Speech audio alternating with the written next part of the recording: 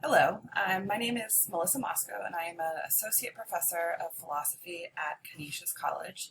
And in my module for this course, Making Meaning in a Pandemic, I'm going to look at the roles and functions of women in times of pandemic. The title of this presentation is, But Who Will Look After Them? I'm going to start with this mental floss article that I came across relatively early. I guess this was the first week of kind of quarantine / lockdown here in New York from March 19th. And at this time, people were, I guess in my estimation, quite optimistic about what we could accomplish while we were on lockdown. All those drawers that we could organize, all the housework that we could get done, all the books that we could write, all the books that we could read. And so they put out this article, 5 people who were amazingly productive in quarantine. We've got Shakespeare, we've got Da Vinci, we've got Boccaccio, and all of these people in times of European pandemic produced some of the most amazing works of art and literature, in the Western world. But I'm going to ask a very simple question to begin with. What do all of these people have in common? They worked in different genres, they lived at different times, they lived in different countries. But what do they all have in common? They were all men. So one of the themes of this presentation is the differences in the experience of pandemic between men and women. And we can look at that through 3 different pandemics. One is going to be the early plague in Europe, medieval Europe. The second is going to be the 1918 Spanish flu in the United States, and then finally the coronavirus pandemic, focusing specifically in on the United States. So if we look at the Black Death plague in the 14th century, this was a time of incredible social and economic upheaval. Many or most medieval historians and historians of the economy point to the decimation of the European population as a key turning point in the demise of the European feudal system. Basic supply and demand economics works here. The fewer laborers you have, the more those laborers can demand. So a smaller workforce of peasants and a lack of reserve labor, which, as any classical Marxist will tell you, is what keeps the price of labor low, that is the wage low. This expanded the labor market for laborers, for the peasants. So what we saw was the increase in both real and cash wages for the peasantry. So cash wages being the actual wage earned, and then the real wage being that cash wage adjusted for expenses and adjusted for kind of the day-to-day things that one needs to live. So when the labor force shrinks, the buying power of that labor force increases against that of the people who buy that labor, and this time it would have been the feudal lords. This is often called the golden age of the peasantry, the kind of period immediately following the Black Death. We see a rise in wages, we see the decline of the feudal power, and we see really important political shifts occurring at this time. But this golden age of the peasantry didn't necessarily advance the position of women. What standard economists and standard historians might not look at is the way that patriarchal family structures that are designed to secure the biological and social reproduction of human beings keep that gendered wage gap consistent. So the patriarchal family structure limits what women are able to do and limits the kind of impact that they can have on the economy, and therefore the kind of benefits that they might see from these radical economic changes as a result of the Black Death. One of the important things when we look at the different wage earning systems during this time was that the day laborers, those who could hire themselves out by the day, were most lucrative. But patriarchal gender norms kind of kept women back from that. They were more tied to their homes. They were more tied to their families. And so they couldn't, get on a wagon and go out and work in the fields for multiple days and earn higher wages because it was not appropriate for them to do that. Men were able to take more lucrative and more risky jobs that paid more money. What we see then is that males experience a kind of privilege in the aftermath of the Black Death. So I have a graph here, not mine, from the internet, that shows the wage gap for European laborers, European workers from the period of 1250, that is before the plague, and then up to 1850. So right into the beginning of the into and through the beginnings of the Industrial Revolution. What we see is that the male peasantry saw the greatest gains in this newly expanded labor market. As I said, their cash wages, it is what they brought home, increased, and their real wages, what they brought home, adjusted for the cost of living. Both of those things increased. And we also saw that males enjoyed more mobility and more flexibility so they could take up those more lucrative day labor positions. So if we look about the time between 1350 and 1450 on this graph here, we see the beginnings of this gap emerging. And as you see, it will continue to widen up through and into the Industrial Revolution. Males who also experienced a kind of class privilege were able to escape from the most deadliest hotspots of the plague. So Shakespeare, for instance, when he was able to write during the second wave of the pandemic, or one of the kind of further waves on, well, he was able to escape London and go to the English countryside to write. He left children behind. He left women behind. He just escaped and said, "I'm not going to be around all the messiness here," and went to the countryside. From our first slide, from the mental floss pictures, Giovanni Boccaccio, who wrote the Decameron, which is this wonderful, compilation of stories that these friends are telling themselves around a campfire during quarantine. He writes this in 1348. In the middle of the Black Death. But he's able to do this because he fled Florence. Like, Florence was a massive city at this point, and people were packed in. And the transmission rates were super high. So he flees Florence, goes and, lives it up in the Tuscan countryside for a while, and writes this kind of now classic for Western literature. And also we see that males were not expected to tend to the sick and the dying. This had been and continues to be the province of women's roles. And so males didn't necessarily have to expose themselves to the plague, right? To those people who were transmitting it through their bodies, through their illness.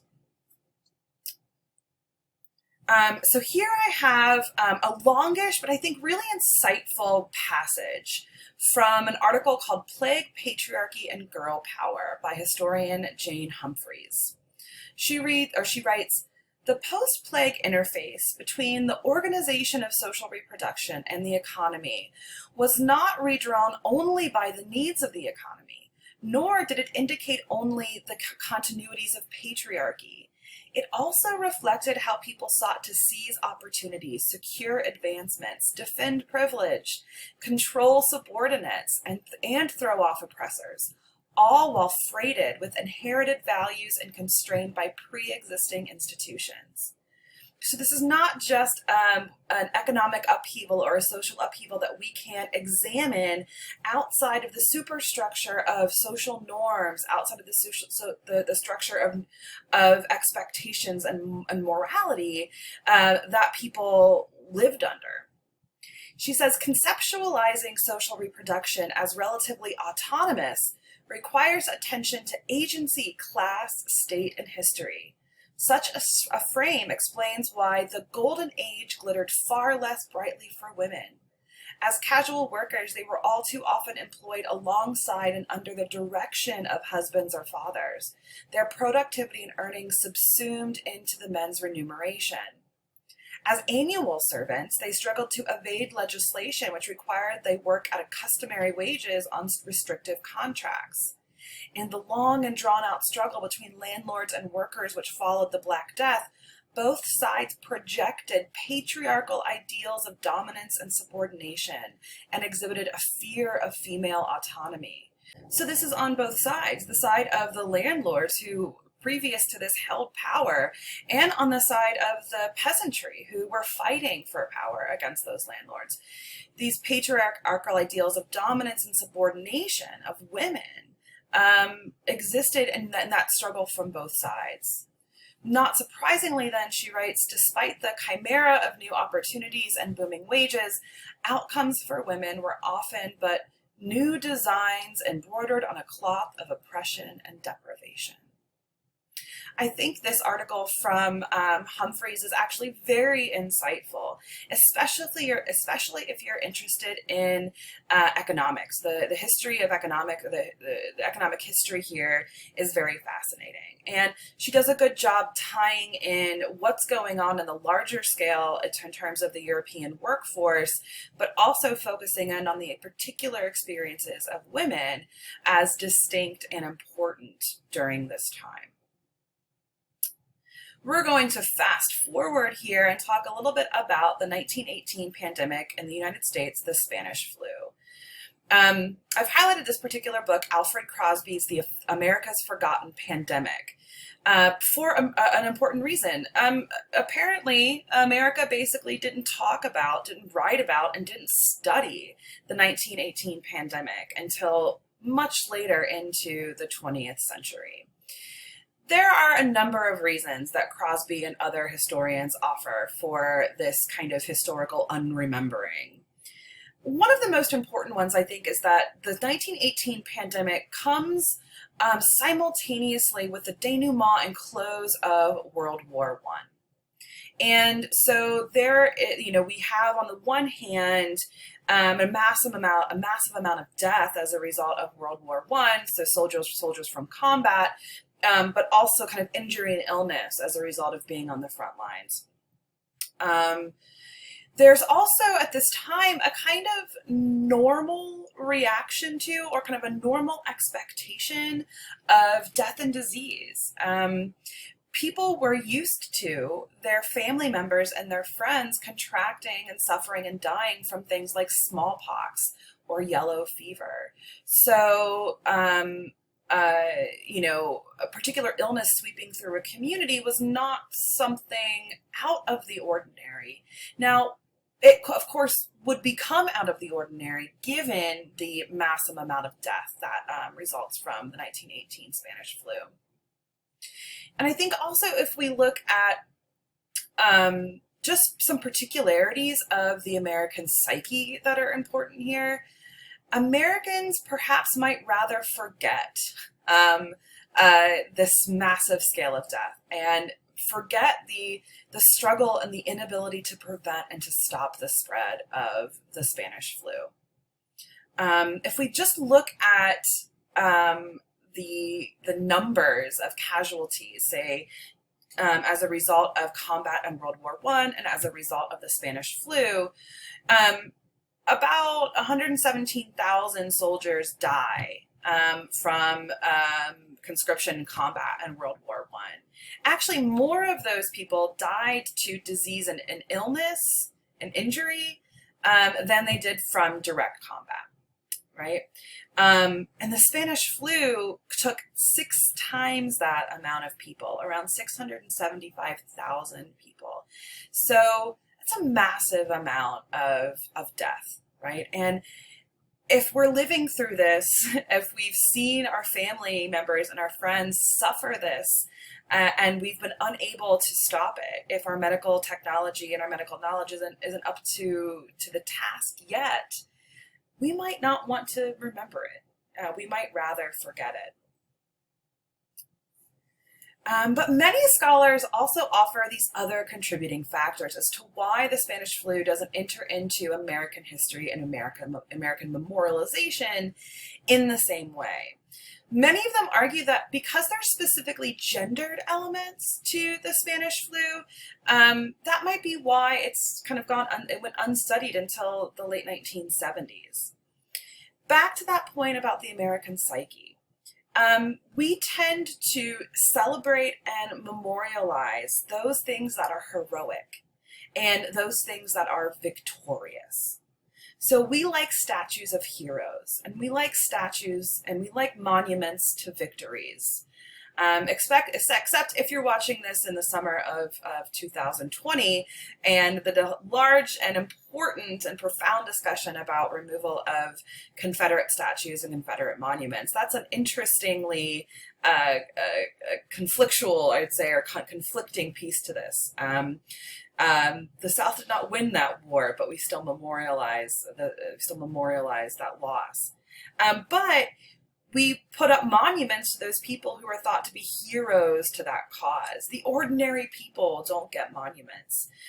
We don't celebrate loss. And because the Spanish flu resulted in almost 700,000 deaths, 700,000 deaths, it's not a victory necessarily. And so it's not something we want to erect monuments to, not something we want to celebrate. And the heroes of the Spanish flu were not our typical heroes. They were not strong, independent, intellectual men. They were women. They were, of course, strong and independent and intellectual, but they were still women. So one of the interesting things about the H1N1 virus that caused the Spanish flu was that there was some kind of gender selectivity in its effects. So men tended to seemed to have contracted the virus more than women, and the effects in men were seemingly more devastating. So it seems as though more men died from the Spanish flu, and the sort of comorbidities that go with that than women did. So not only were women kind of always in this position of caregiving, but because more men were dying, more women were needed in these nursing occupations. But that work that women were doing was not, from the perspective of the American psyche, heroic. It was palliative. It was caring. It wasn't solving the problem. It wasn't transforming the path of the disease. It was caring for diseased and dying people, their physical needs, their emotional needs, their community needs. And we're not attuned necessarily to seeing this sort of care work as heroic, when of course it is 100% an act of heroism to jump into the thick of a pandemic and care for these people in their last moments. But it was also a time of personal and political empowerment for women. Some of the most interesting historical documents to come from the Spanish flu, from my perspective and from my interests, are the journals and the scrapbooks from young women and older women who entered the nursing profession in this kind of call to duty as a result of the pandemic. Young women were able to leave their fathers' homes and go out and serve as nurses. They worked as teams together of women, not necessarily with the oversight of men. And so this was a time of profound agency development and empowerment for women. And in the history of the United States, we do know, when we kind of track progress in women's movements, that whenever there is a small gain by women, there's usually a very large backlash against that. And so the forgetting of the pandemic plays into this backlash against the political empowerment of women during this time. So I'm going to kind of read this short passage from Rebecca Onion from Slate.com. that was written actually prior to the pandemic. This current pandemic was written in February of last year. She writes, writing in The Survey, a progressive magazine, in November 1918, Frances Hayward recounted the story of her experience nursing indigent and immigrant men in New York during the pandemic. She writes, I could not help feeling that in the old building on the river, something more than a fight against influenza had taken place. Another disease was being fought, a disease from which the nurses were suffering, as well as the patients, the disease, the plague of class feeling. Amidst the inconveniences and discomforts of the lodging house hospital, the kind of democracy towards which we were all working showed a sign of health. End quote. So the nurse that Onion is quoting here gives us a clue to the feeling on the ground of nurses and patients who are together fighting the pandemic. That the immediate need, the immediate cause here is the Spanish flu, but the disease and the plague of class feeling, which is preventing a true spread of democracy in the United States, is also being fought.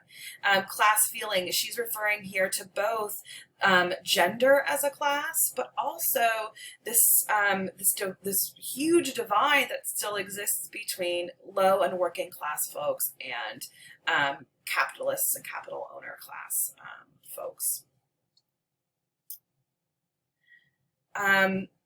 So I want to kind of turn here a little bit towards some of what I do, feminist philosophy.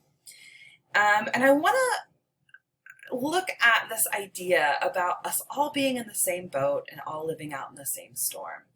Very early in the pandemic and quarantine here in the United States, and especially here in New York, because we went on lockdown, a pretty strict lockdown pretty quick. I saw all of these memes on Facebook, through Instagram and on Twitter.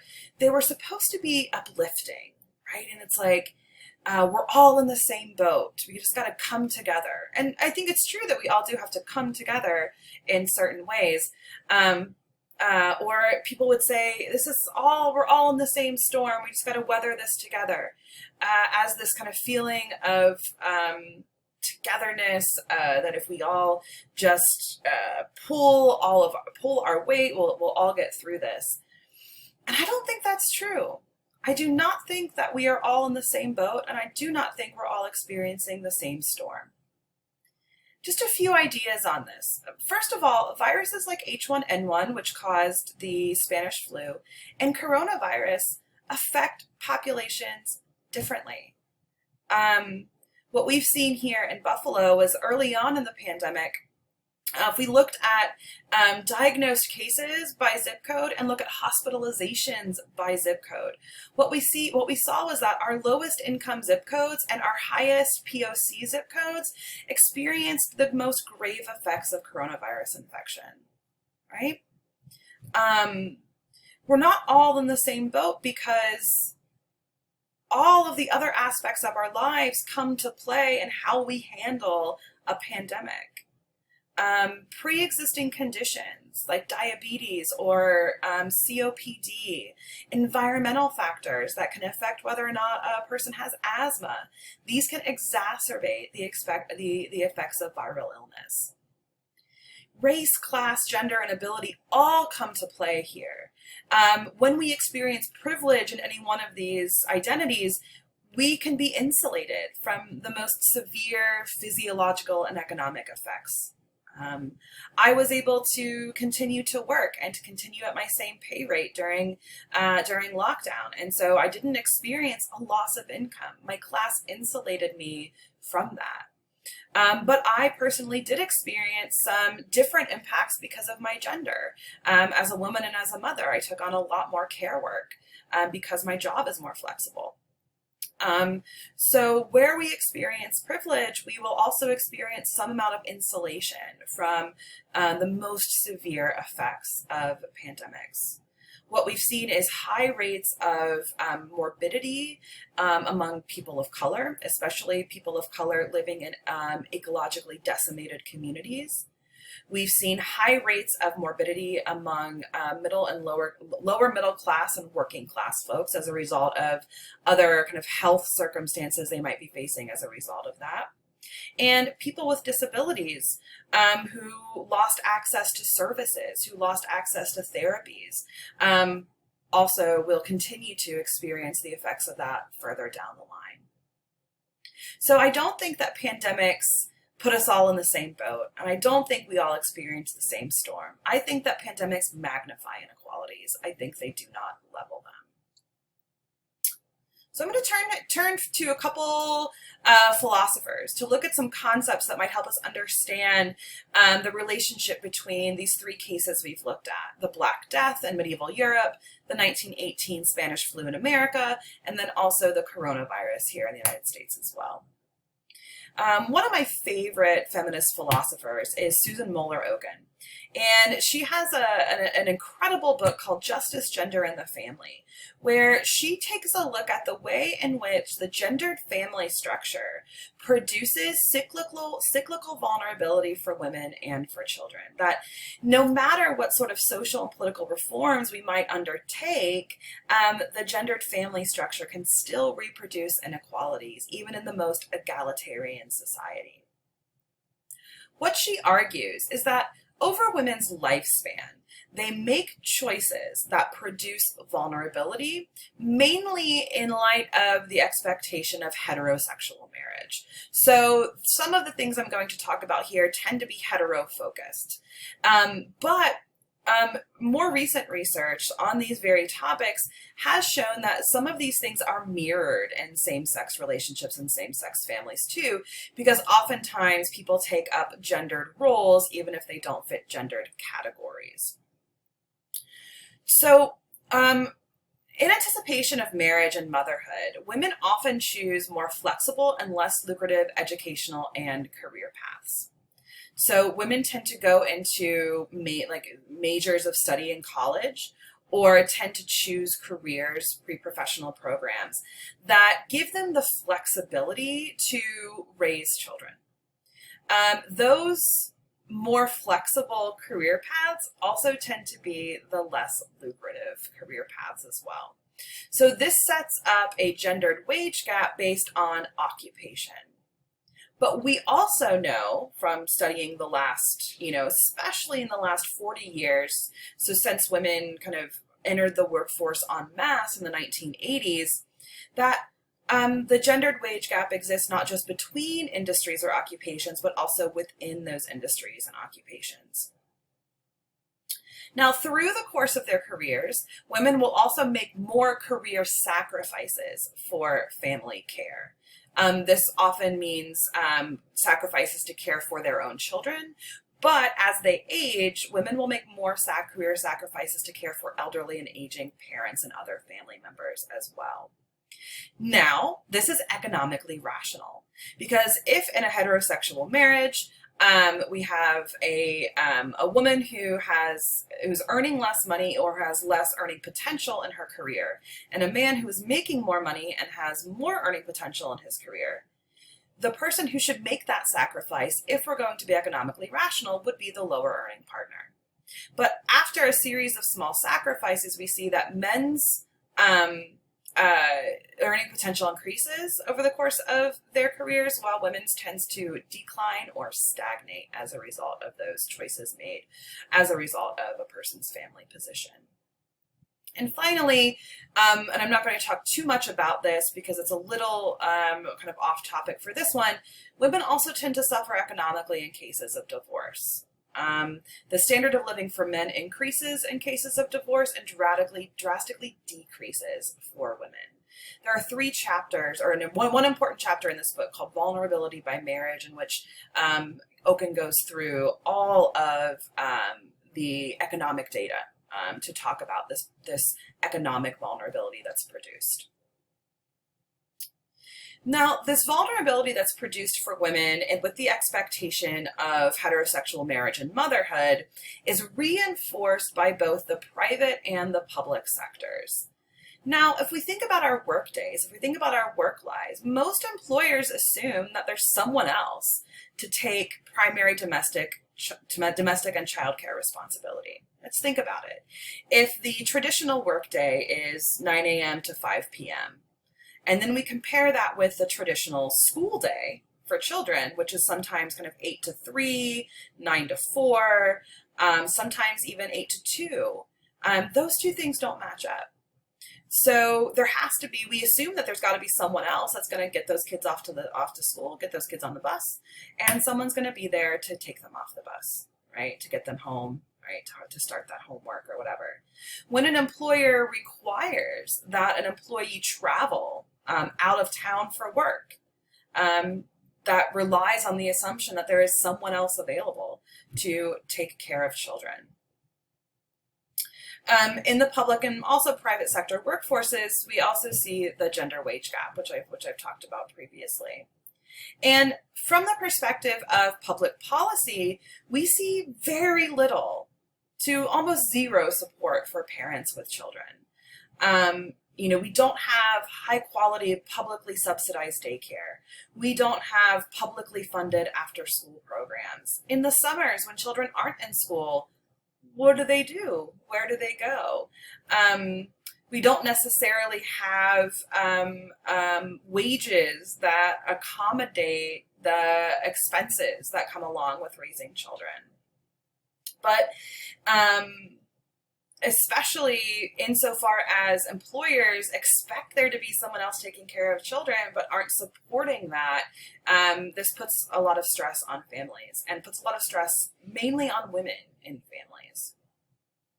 If we also look economically at the breakdown of gender in various industries, women are more likely to be in low-paid, hourly, temporary, and precarious work.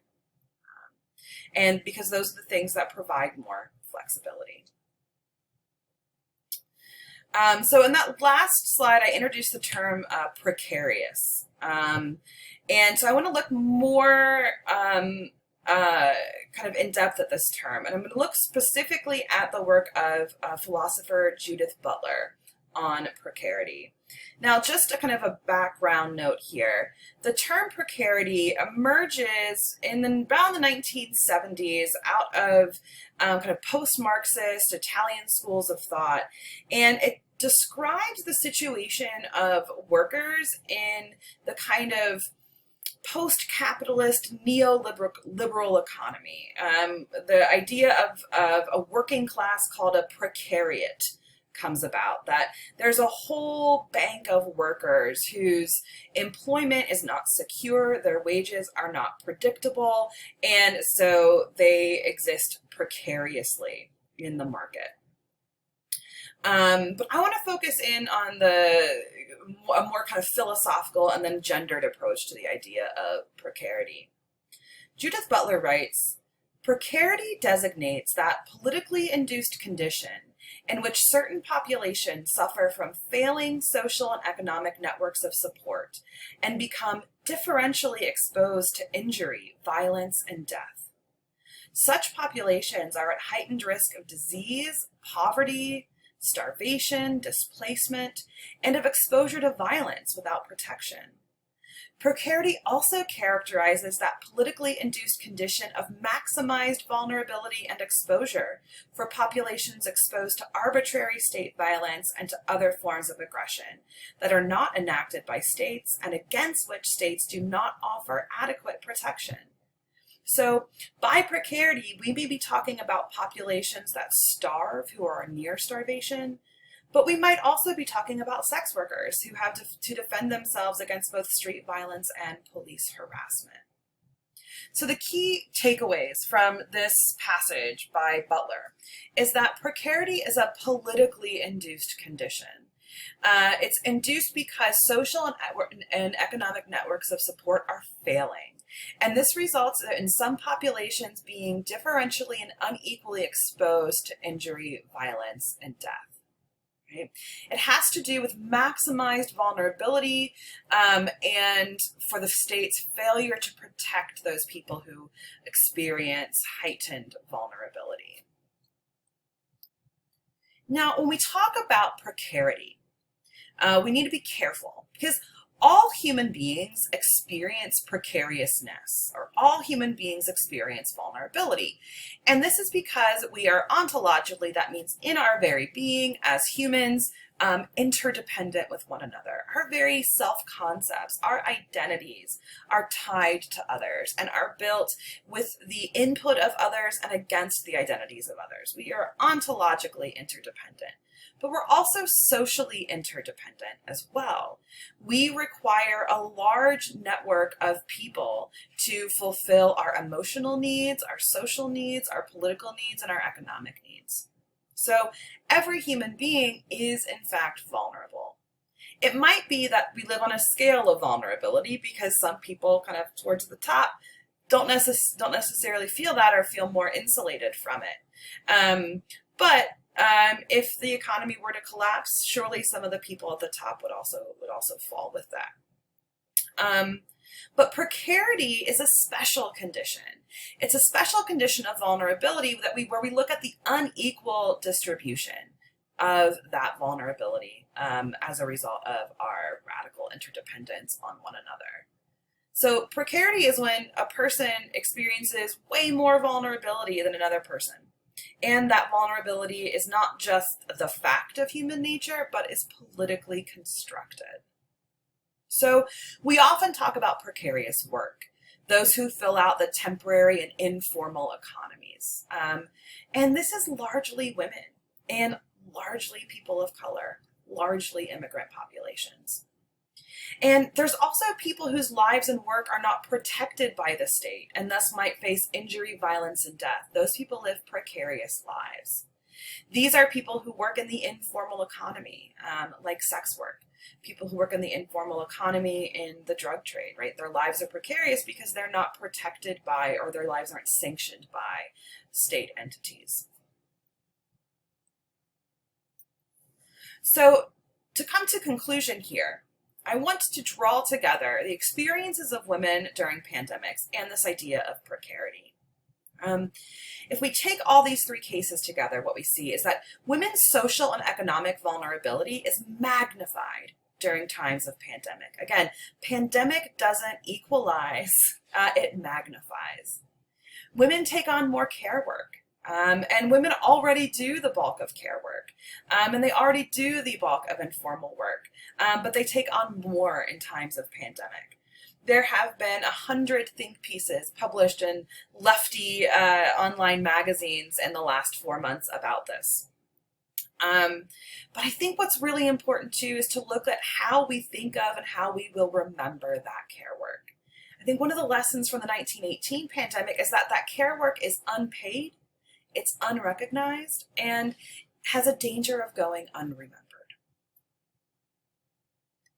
I think if we look at precarity in women's lives specifically in the time of COVID-19, there's a few things that we can say, a few warnings that we might give. One, women experience an increased threat of injury and violence. Domestic violence hotlines have been overwhelmed with calls. Some of the major stress factors that lead to or precipitate domestic violence are heightened and magnified during this time. People are more stressed out. People are experiencing more anxiety. Economic worries, economic and financial disagreements are one of the leading causes of domestic violence. And this is a time of economic uncertainty for many people. And there's the brute fact that many people are locked down in quarantine with their abusers. Right? There is little ability to escape because social workers might not be available. Maybe they're working from home. That networks of support are strained because of larger economic issues. And so there is, women are experiencing increased injury and violence in their own homes.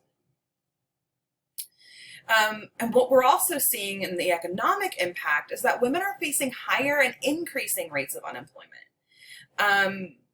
Women and men's unemployment tends to hover about the same, depending on the kind of percentage of men and women in the workforce. But there was like a 3-point difference in the April unemployment numbers between that of men and women. And the reason that economists are pointing to for this is that women make up a bulk of the workers in industries that were immediately shut down, retail, and the service industry. And one of the things I think that's going to have a lasting impact and something that we should keep our eyes focused on as we continue to experience this pandemic and policy is crafted as a result, women are losing access to essential reproductive care. Many states, as part of their pandemic response to free up hospital beds, prohibited all elective procedures. Abortion and some DNCs are filed as elective procedures. So women have been denied abortions during the pandemic, elective abortions. States have taken this kind of panic time to roll back public funding of reproductive services. And so women don't have access to preventative screenings, to birth control, even to those frontline workers who often identify conditions of abuse and help women out of it. So I think that women are going to experience important and different health outcomes as a result of our political response to this pandemic. I thank you for listening in, for watching in, and my last slide here is just a small compilation of resources for further reading. In the module on Google Classroom, I will post some more of these, and if you have any questions, you can contact me through the Google Classroom or forward a question through Dr. Reitzma, and he will get it to me. Thank you, and I hope you all stay well.